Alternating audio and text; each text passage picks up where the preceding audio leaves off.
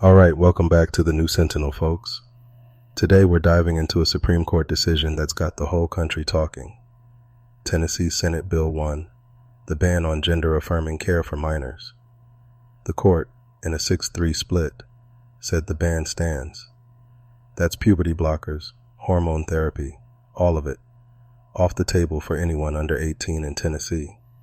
And, this isn't just about Tennessee. There are 26 other states with similar laws waiting in the wings. But let's start with the basics.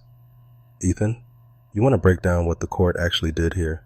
Yeah, sure thing, Chukwuka. So, the Supreme Court took up United States versus Skermeti, right? The big thing here is the legal standard they used, rational basis review. That's the lowest bar for government action. Basically, as long as the state can come up with any reason that isn't totally bonkers, the law stands. The court said, we're not here to judge if this law is wise or fair, just if it's constitutional. So, they left it up to the states and their elected folks. That's a big deal for equal protection claims, especially for transgender youth. The court's saying, we're not giving you special protection under the 14th Amendment. And that's exactly why so many families are devastated. I interviewed Samantha Williams last year. Her daughter was one of the kids at the center of this case. She told me, I can't imagine her not on her medicine. She's a healthier, happier kid. You could see it in her eyes, the relief, the hope. Now, with this ruling, all of that is in jeopardy. The court's majority said, we leave questions of policy to the people and their representatives. But for families like Samantha's, it feels like their lives are being decided by people who don't even know them. Look, I get the emotion, Olga, but the court's job isn't to play doctor. It's to interpret the law. And the law says states get to make these calls. I mean, the majority opinion was clear. They're not here to judge the wisdom or fairness, just the constitutionality. That's how our system works. And honestly, a lot of folks think these treatments are too new, too risky for kids. The state's got a duty to protect minors, even if it means saying no sometimes. But Duke, you gotta admit, this isn't just about medical risk. It's about who gets to decide. Parents, doctors, or politicians. And, as Olga said, there are real kids caught in the middle. We've seen this before, right?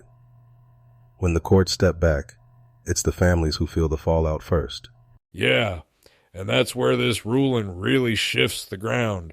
The court basically handed states a lot more power to regulate medical care, even if it goes against what parents and doctors want. That's a big expansion of state authority. I mean, we've seen federalism debates before. Think back to cases on school desegregation, abortion, even vaccine mandates. The pendulum swings between state and federal power, and right now, it's swinging hard toward the states. And the consequences are immediate. Hospitals like Children's National in D.C. are already halting gender-affirming care for minors, not just in Tennessee, but out of fear of legal risk. The Department of Justice has subpoenaed over 20 providers, accusing them of fraud or false statements. Doctors are terrified of malpractice suits. And let's not forget, 26 other states have similar bans.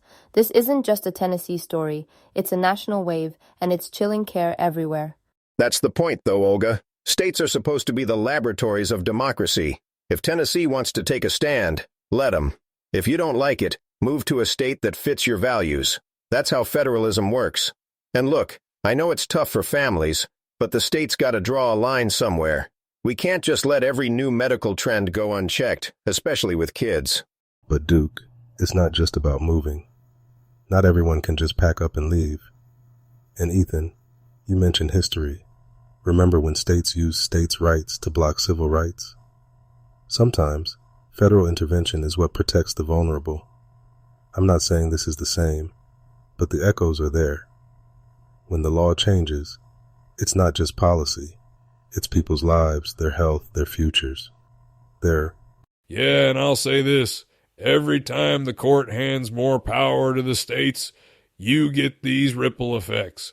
Hospitals get cautious, families get scared, and the legal mess just grows.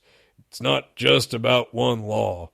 It's about the whole system shifting, and honestly, we've seen this before. The pendulum swings, but the people caught in the middle, they're the ones who pay the price.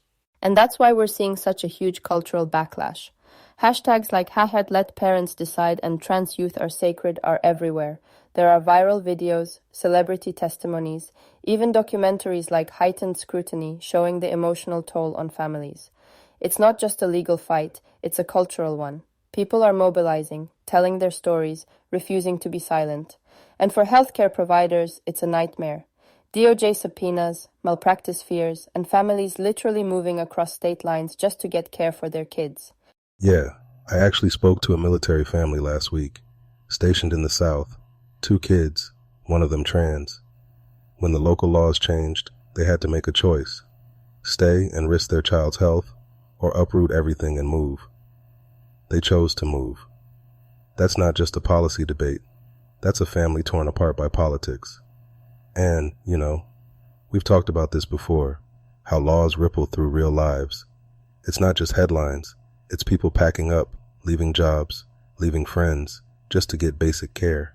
I hear you, Chukwuka, but I still think the country's got to have some boundaries. We can't let social media mobs or Hollywood decide what's right for kids. The law's got to be the law. But yeah, I get it. These fights aren't going away. If anything, they're just heating up. And, like we saw with the One Big Beautiful Bill, once the culture war starts, it spreads fast. And it's not just about this issue either. Legal scholars are already warning this precedent could spill over into abortion, IVF, contraception. The lines are moving, and nobody really knows where it'll stop. That's why these debates matter. It's not just about one law or one state. It's about the future of medical autonomy, parental rights, and who gets to decide what's best for kids. And for the families and providers on the front lines, the fight is just beginning. The resistance is growing, and so is the need for compassion and understanding. We can't lose sight of the human cost in all this legal and political maneuvering. All right, that's all we've got for today on the New Sentinel. This story's not going anywhere, and neither are we. Thanks for joining us. Ethan, Olga, Duke, always a pleasure. We'll be back soon with more deep dives and, I'm sure, more heated debates.